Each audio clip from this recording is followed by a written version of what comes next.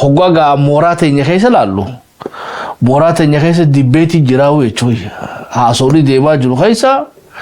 honestly qabsoon Oromoodhaa deemteetu beetee shalillaa abaluu fi shalillaa abaluutti deebitee jechuudha faaruu hogganota mooraa kana keessaas nama dhuunfaa tokko ifinu jaarmee miti gamana irraa illee arrabsoo fi faaruunis odoo Isaayyaas akkana dubbatuuti yoo amma social media kana dhageeffannee miidiyaalee laalle gareen dhahaa guurattee wal a'aa jirtu tuni aboo nulachuu warra qaluu as deemaan dhufaa jirtu jechuudha wani nuti arkaa jirru akkami abaluun kiyya tuqamaadha ina guddaa beetee wannummaan mufataa jiru wadi bikitti irraa shubbisaa jirani inni Isaayyaas Afoorqee haasoni Isaayyaas Afoorqee TV reakshinii gama keenyaa waliin gituudha irra guddaa namni wanni irra maraamartoo taphachuu jiran jechammaa Oromonnatti jechuun sanarratti malee namichi ablee nu qaratee du'a firdii nu godhuu irraa dubbatee nagarree jechuudha foddaan mata yoo dhugaa rabbi barbaanne waraqaa amma baateerraa taniin dubbiseeftanii harki jidduu namni haga beetee Civic Society Federation Australia da namni hagasi maxxansee dubbatee jiru namni Isaayyaas genocide nu labsee je abarra sinageenyeen kaafarra sinagarre woborra sinagarre vijuwar mamadille qabxi waa khalarati yaada hadate hundi sali wanta ka difen golan oromonnati difen golan oromumma jara dabar wanni inni haaso ammo beyond oromumma na fakkati wanni inni je lola wanni labse faano askaeti TPLF askae bete isankal gorsu jirabar isaanin jechu abbaan keessan anaadha ana jala galaadha beeti Oromoon ilaa baharaa dhuftiin hunjee bar ilaa Oromummaan bahara kana barbaadii malee jecha Oromummaa juusan wallaalee odoon taane wani inni irraa dubbataa jiru jarana lola labsaa jira beetee qisqasaa godhu jira afaa kana irra dhiyaateef kanaafuu meeqa akka lama siyaasaa beeku tokkotti reakshinii keenya fiifuu dadhabaan fakkaatu jechuudha reakshinii keenyaa fi karoorri isaa walni gitaayidha bikkummaan barbaadee sanuma jechuudha malee nama hedduudha gabbee kanarratti react godhe hagalaatoomanii ammoo sadarkaa amma isan beetee ibsa the Federation of Oromo Civics Organization in Australia assignment of genocide jechuun beekadhu waa laaftu miti akkana jechuun maatu dhokke namoota biraa ta'u tatanarraa oliitiin fadhaa jechuu bara immaane assignment of genocide qofa odoon taane beetee haaf baraarruunu biratti daamtee haalolluunu ofirraa dhokkinuunu beete hidachuu qabnaanu sila gara active hojii jajjabduttu seenuttu sila nu barbaachisa so bikkataname akkamin naala akkamitti agartanii qabxii biratti odoon dabarre labsiin Isaayyaasii fi deebisaan nu kanneeneef walli gita laal dubbiin bakka tana jirti dubbiin bakka tamma qaabte tana jirti mee wala anu qaida bakka laafturraan ka'uu fedha akkana maagalu si obboleessa keetii wallolee waliin oodu namni si fi obboleessa kee waliin balleessuu barbaadu tokko yoo dhufe califtee teessee idamo waliin lolta ati loluu jechuun obboleessa keetillee fi lubbuu teetillee loltaa jechuudha namni sun obboleessa kee qofaan deemu sillee balleessuuf deema akkana bar dubbiin wanni amma dhufe kun akkasi jarri kun yoo Abiyyi faa injifatan Oromo injifannetti beekan Oromo yoo injifannetti warri lachuu hundinuu warri Oromo irratti amma qabsaa'uudha dhaaddatu kun warri laga gamaatti bika gamanallee wanni kun Isaayyaas ifuma istaadiyeem irra dhaabbatee uummata achi jiru san qofatti hin dubbanne warra laga gamaa fi gamana jiru sagalee bakka buutu sagaleen isaa kun egaa amma hanga eesi garsiise mandi eesi dhageessise haganarra mana akasirratti jaaru daa'ii jeejan namicha gate roobni ogga dhufe hin hanga'ami indi dichaami imandi abar mandiisu gugug jetti hangaasuun filig jetti falaqqee jaa warri gariini hanga eesi garsiise mandii eessi dhageessise maal haganarra waaqni mana sirratti ijaaraa akkam akka waaqni mana si ijaaruu eeydaa jechaadha. Dubbiin teenya akkasi. Yeroo kana keessatti wanni Oromoo nama godhaa jirtu dhiyeenya kana. Waan qabanii waan kana waan amma deemaa jiru kana inuun dhagayanii umaa ittiin fakkaattii akka dur akka zamana paaltookii jedhanii dur zamana paaltookii namni wal arrabsaa ture nan yaadadhaani. Oromoon waan wayyaanii namni quban qabu gaafa isa waa'ee Mallas Zeenaawi watakkallee quban qaban. Ganda kutaa amantii wama kana arrabsan bakka Mallas Zeenaawi nagaa arraba. Bara paaltookii san kumalli cool godhee ilmi namaa wal arrabsuu ture. Akkasitti jirti Oromoon amma.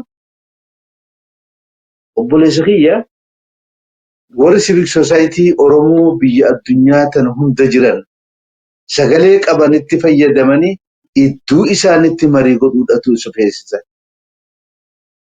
Tokkummaa Oromoota akka 2018 san deebisuudhatu feesisan. Warri siyaasaa rakkoo siyaasaa hiikuudha qaban. Warri saba Oromootti ka'amantiitis,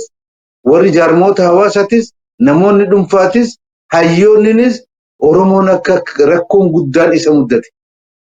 Gattaa Oromoo walitti haasa'uudha qaba. Wanni agatti ijoollee warratti haasanii miidiyaarra haasanii wal arrabsuun kun uumaa takka keessan jiru. Ani wanni jo'uun waan kanan dhaggeeffatinaa namni nama jaarratee nama ergatee gamaa gamanaa wal nama arrabsiisuun dursi numa turtee ammas numa jirti. Waan kanatti gurratti hin kenninaa bakka guddaan kenninaa fi Oromoo balaan guddaan itti aggaammatee jira. Wanni guddaan dhufee Oromoo qabee jira. Warri siyaasaa hojii isaanii hojjetanii hawaasni waan hawaasaa, hayyoonni waan hayyootaa, manguddoo waan manguddoo dura balaan kun nurratti awaajamu mahaamari annumee dura. Dugugaa shanyii nurratti labsamuu qofaa sagalee takkaan nu baananii nu balleessuu deemanii warri laga gamaatii fi hagamanalleen akka poolisii spiichii pirezidaantii biyya takkaatiin sagaleen isaanii bakka bu'ee akka Oromoo balleessuu deeman nutti himanii jiran. Kanuma mee wal taanee haa dhageenyu dura. Garam deemaa dura walitti haa himnu mee kana dura.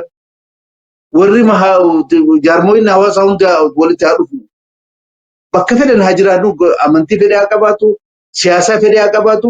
Balaan Oromoo irratti labsamee jira kajuu kana dura walii haa gallu haa fudhannu dura kana. Mee akkam taanaanuu haa taa'u dura. Warri hawaasaa kana yoo godhe warri siyaasaa waan irraa eegamu godhuu qaban.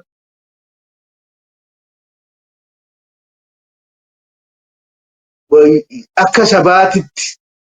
jenoosaaydiin sabarra kanarratti labsame takkaan dhageenya asiin dura wanni akkanaa kun argamee hin beeku. Saba Oromoo irratti labsiin kun asiin dura godhamee hin beeku. Oromoo balleessuun Oromoo miidhuun numa ture gaafa weeraraa sanillee. Ka maqaa labsanii sagantaa baasanii awaajii baasanii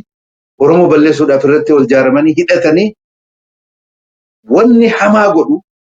warri keessatti warri laga gamaatiif laga gaman hoggan boordara jechuu kiyya daangaa biyyaa jechuu kiyya warri gamaatii fi gamanalleen projektii kana nurratti amma eegalan kana warri fagoo jiru ka sababa bishaanii hidhaa laga Abbayyaatii fi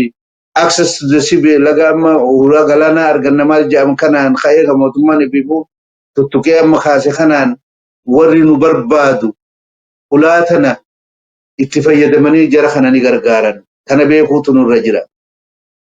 Sun ammoo ofirraa jara kana ittisuuf qabsoo nuti goonu ulfaataa taasisa. Beekuun nurra jira kana. Warra kalii biyya kana fa warri gargaaree Mangistoo Hayilamaariyaam kuffise bara. Warra kana warra ijoollee warra Eertiraa fi Tigraay kana qawweettiidhe yeruma kana bara. Ammallee warra kana duuba jira jechuudha. Masriin booda jirti. Saudi Arabiyaan fagoo hin jirtu. Warri Emireet Itoophiyaa waliin jiraachuun akka jirti ta'e namoonni gariin Ameerikaa abdata. Geopolitical importance Masriin Ameerikaa qabdu Itoophiyaan hin qabdu. Kana namni beekuudha qaba. Hisaabuma fedheen wanni feete yoo taate barbaachisummaan Masriin Ameerikaa qabdu Itoophiyaa dachaa 10 dachaa 100. فايدة أمريكا في قبض geopolitical importance قبض أمريكا رب مصري gateway عرباتي قل في عربة بنتو أمريكان ركو ميدل إيستي تنغرتي ونهندج على خيستي فرديدا هولان أمو إيشين دبلوماسي أمريكان بي عربات نقول في بنتو مصري بي غرتي embassy إسرائيل بي إيسي تراقبت بي إسرائيل وجه أرارقب بي بوليتيكان الدنيا تنهندنو خيسان بي عربات ايتي خيسابات أما كنو مصري في ما عربا سعودي عربية في يونايتد عرب إماراتس أصبح هاجرا خنا في حالي نغرغارو تقادا توكيتش قفا جرا بلاتنا كيسا كتنبان توكيتش سن توكما أورومو قف كاكا 2018 كاغرسان يو كانتاني أورومو نندندمتو جركو يو أكمل عادة كانت نو بي والأربسو نو بي لغا والتيارو نو والقمان قمنا خانا رفي جركو يو سيني أورومو وان دور تكائر رنگين هماتو رغوتا إني برخنا جرى أولو دافتان أورومو سبعتو في ديما إقاتو في ديما دو في ديما أريامو في ديما سريتو ديما بيه سرت akka kun hin taane waan reefu anjee tadura oromoo wal bira gattaa'ee jilba cabsatee mari'atee duuti ajjeechaan duguggaan sanyii narratti labsamee jira jechuu itti walii galu qaba oromoo tadura namni kam taanaji akkan ta'u dhabu jan achirraa ka'a warri siyaasaa hoomorkii isaanii yoo hojjetan hojjetudha يونا جنسون دبي براتي تروفنا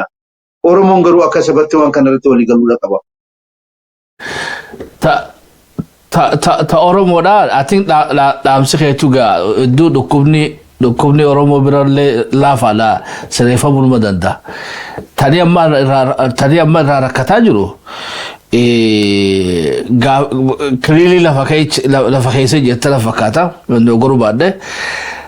du'aatu firdii nuti ta'e ableen nu qarame du'aan nu firdii ta'e nu bar nu akka oromoo galtu godhuudhaaf nuu fi nama 47 suudii keessatti hidhamee duuti itti faradamte garaagarummaa hin qabnu guyyaa eegganna malee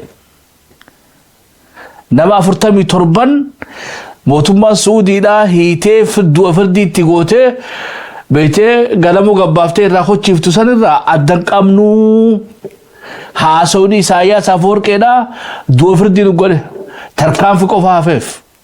duuba haala kanarratti wanni tu khabar siyaasaa hunda jijjiirti jechuu kiyya bar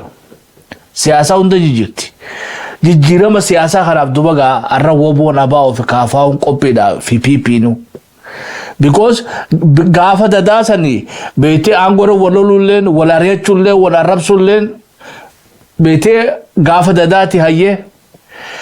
برهاسو إساياس أفورقي بودا أبيين وبودا دينخي يجون لوجيكا تودن دا أبيين كافا أو في أبا أولا تو دينخي يانتاتي وبونو أوتوبيتي إساياسي في فانو في شابيان قديم جتو لولو رلبسيتي جنسادي رلبسيتو سنتنيسي قلقلا قنما